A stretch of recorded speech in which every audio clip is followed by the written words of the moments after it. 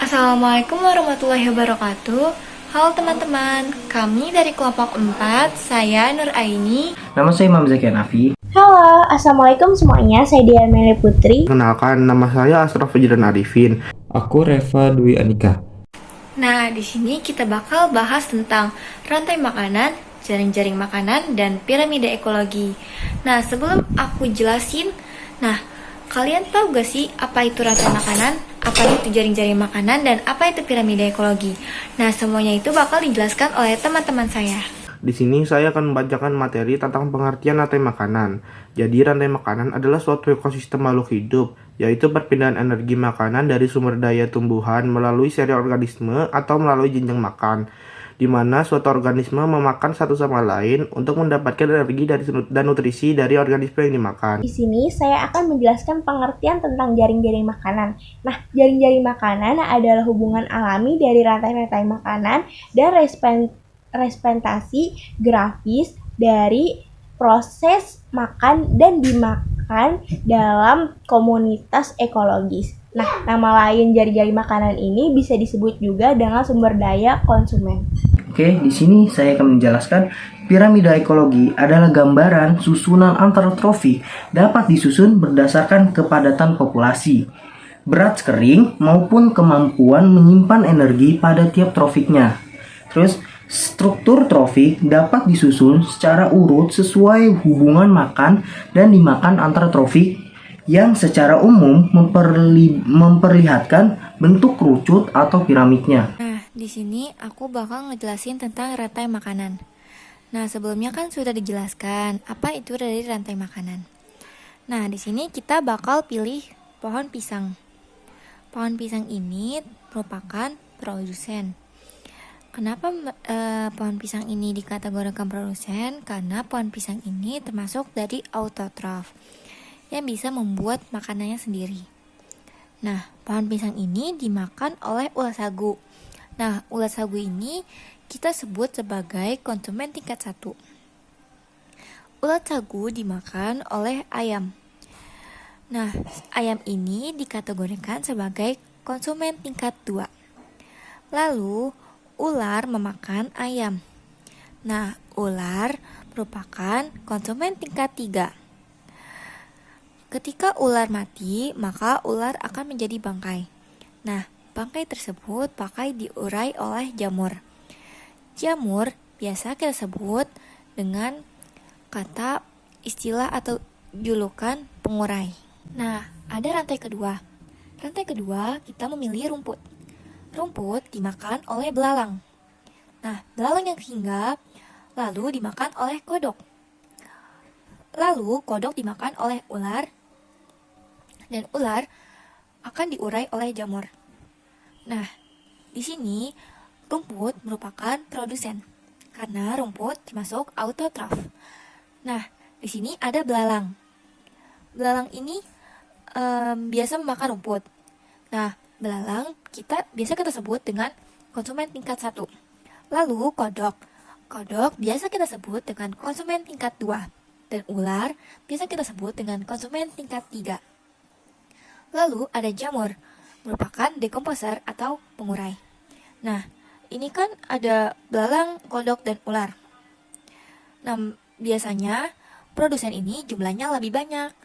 Konsumen tingkat 1 biasanya juga jumlahnya lebih banyak dibanding dengan konsumen tingkat 2. Nah, jumlah atau populasi dari hewan itu juga menyangkut ekosistemnya. Nah, sekarang rantai makanan yang ketiga. Nah, di sini aku bakal pilih rumput. Rumput dihinggapi oleh kumbang. Kumbang biasa disebut dengan konsumen tingkat 1. Nah, kumbang ini dimakan oleh burung ciu wanara besar. Nah, burung ciu disebut dengan konsumen tingkat 2. Nah, burung ciu dimakan oleh ular. Ular biasa disebut dengan konsumen tingkat 3. Nah, kalau ularnya sudah menjadi bangkai, lalu diurai oleh jamur. Jamur merupakan dekomposer. Nah, teman-teman, kalian sudah pada ngerti kan tentang rantai makanan? Nah, jadi produsen itu biasanya bisa menghasilkan makanannya sendiri. Nah, konsumen tingkat 1 itu biasanya memakan produsen. Konsumen tingkat 2 biasanya hewan yang memakan konsumen tingkat 1. Dan konsumen tingkat 3 biasanya hewan yang memakan konsumen tingkat 2. Lalu dekomposer biasanya mengurai konsumen tingkat 3 yang sudah menjadi bangkai.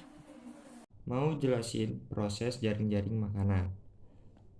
Jaring-jaring makanan itu kan gabungan dari beberapa rantai makanan yang saling berhubungan. Tapi beda dengan rantai makanan, jaring-jaring makanan dalam satu organisme bisa memakan lebih dari satu jenis organisme. Nah, aku mau jelasin dari yang udah dibuat. Kan di sini tuh padi. Padi tuh bisa dimakan sama belalang dan kumbang. Belalang bisa dimakan burung sama katak.